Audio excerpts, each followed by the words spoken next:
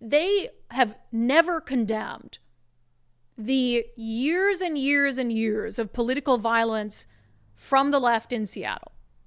They just don't. They encourage it, in fact. This segment is brought to you by Eastside Weight Loss Clinic. I'm down 37 pounds on the program, and I lost most of that in just 2 months. Do what I did and what so many other undivided viewers have done. Schedule your free 15-minute consultation today at eastsideweightlossclinic.com. There were a couple tweets that happened over the weekend that really kind of reinvigorated this frustration that I have about selective outrage over acts of political violence. So there is, if you're not familiar, there is a alternative newspaper in Seattle called The Stranger. And The Stranger doesn't hide what it is. I mean, it's left-wing propaganda. And that's fine. As long as you own it. I'm an opinion show. That's what I do all day long for a job, is I give my opinion. I have no issue with The Stranger taking a progressive, borderline socialist opinion on things, as long as they recognize that that's what they're doing. However, The Stranger also wants to be taken seriously when it, condemns Donald Trump and says Donald Trump is a threat to democracy and talks about January 6th, as an act of political violence in this country. Yet two reporters at The Stranger seemingly condoned and encouraged the attempt on Donald Trump's life. So let's start with Hannah Krieg. So she was immediately criticizing. Mayor Bruce Harrell in Seattle comes out, and he again offers a platitude. He says, "This act of political violence is disturbing and unacceptable in our country. Thank you to the Secret Service, da, da, da." So Hannah Krieg, reporter at The Stranger, immediately criticizes the mayor of Seattle for daring to say that trying to assassinate a former president is wrong. She wrote, "Mayor Bruce Harrell swiftly comes to the defense of Trump, a failed insurrectionist touted by mainstream Democrats as an existential threat to our democracy." Almost like, how dare he defend Trump, who just got shot in the head. So she swiftly got criticism for that, and she locked down her Twitter account. But that wasn't even the worst thing said by a reporter at The Stranger over the weekend. A reporter named Ashley Nurbovig with The Stranger thought fit to tweet this: "Make America aim again." Can you imagine being a journalist, even an opinion journalist in Seattle, and a former president comes within an inch of death and you say, "Make America aim again"? Well, that has gone pretty viral. Libs of TikTok shared it. Some other big accounts shared it. And she has deleted her entire social media presence. I mean, if you go to her Twitter account right now, it's not even there. And in response to both of those things, so after that happened, after it started gaining traction across the country, that here you have these two reporters for an alt-left newspaper in Seattle who basically think it's okay to try to assassinate Donald Trump. Here's what really gets me. The Stranger tweeted this out on their main page. "The Stranger condemns political violence in the strongest possible terms, period. The Stranger condemns political violence in the strongest possible terms, period." No, you don't. You never have. The Stranger has not condemned violence on the left when it's against police officers, when it's against reporters they don't like me. They have been perfectly fine with political violence from pro-Palestine people. They have never condemned the years and years and years of political violence from the left in Seattle. They just don't. They encourage it, in fact. In the summer of 2020, when it was police who were being attacked, it was the fault of officers.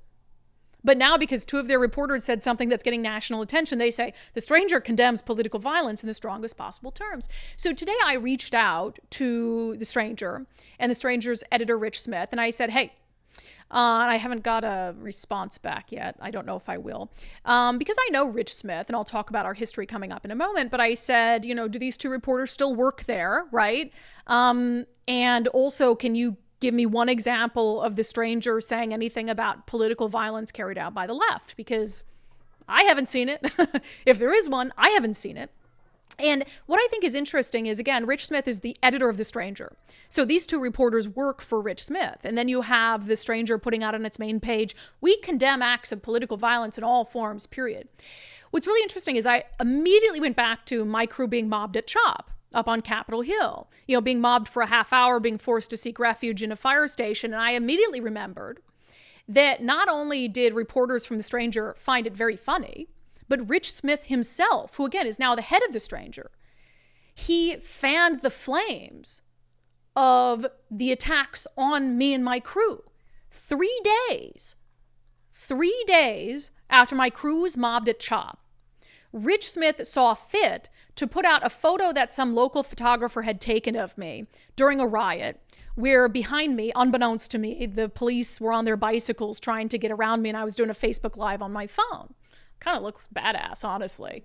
But Rich Smith pushed this photo out. That's all he did. There was no tweet accompanying it. It was just a picture of me surrounded by police officers. 3 days after my crew was attacked at an anti-police rally. And not only did Rich Smith put it out, but The Stranger retweeted it. Now, what do you think the intent of that was? What would be the intent of, during violent protests against the police, where I had just been attacked, what do you think the intent of Rich Smith and The Stranger was of putting out a photo of me surrounded by police officers? There's only one thing that they were intending, was to make me a target. To say Brandi's in bed with the police, so if you see her at another one of these protests, have at it. And that's what I said at the time. That's why I told Rich Smith, the only reason that you're doing this is you're trying to make me more of a target. And so now you fast forward a few years, and because they got, some really unfortunate national attention for things their reporter said, they want to say, we condemn political violence in the strongest possible terms. No, you've encouraged political violence in the strongest possible terms. You've covered for people who are perpetrating political violence. You have tried to create a situation where there would be even more politically motivated violence against me personally. So I know it's bullshit that you condemn political violence in the strongest possible terms. So I look forward to seeing how The Stranger responds to all of this. Do I want these 2 reporters fired? I don't care. I don't care what happens to them. The Stranger is what The Stranger has always been. It doesn't surprise me one bit that you have 2 reporters from The Stranger who are suggesting that they don't care whether Donald Trump is assassinated. That's what The Stranger is. I think what continues to shock me is that you have some politicians who actually think that The Stranger, what they do is journalism, or what The Stranger does or says matters. I've long said I think Seattle and Washington State would be much better off if The Stranger folds. If The Stranger, I'm all for differences of opinion, but if The Stranger ceased to exist as a news publication, Seattle and Washington State would be much better off. Because they are the ones who are propping up the craziest ideas, the most fringe ideas. They are the ones who defend the politicians on the far, far left who are coming up with the kookiest ideas.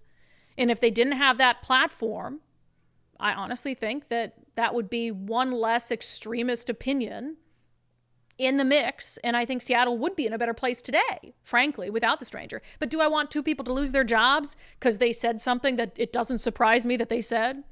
I don't care. In fact, Ashley's the one who tweeted out, "Make America Aim Again."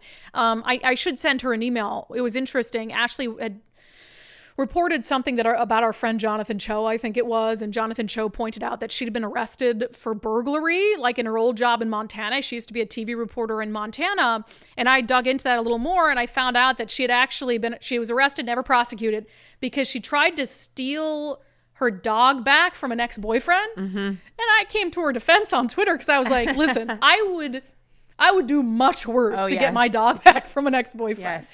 So I was like, I don't think it's fair to go after this girl. Like, there's a lot of reasons to attack The Stranger, but because she tried to get her dog back, I would do a lot more than break into someone's home to get my dog back. So she sent me a nice email, actually, and she said, hey, I know we don't agree on a lot, but I appreciate you coming to my defense. You made a difficult day on social media a little easier.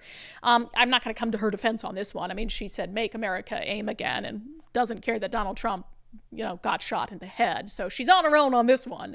But whether she loses her job or not, I'm not going to sit here and lose sleep over that. It's not like The Stranger would replace them with someone who was less, far left. I mean, they would just bring in another person who would be the exact same type of journalist and contributor to discourse that these 2 are. So that doesn't matter at all to me.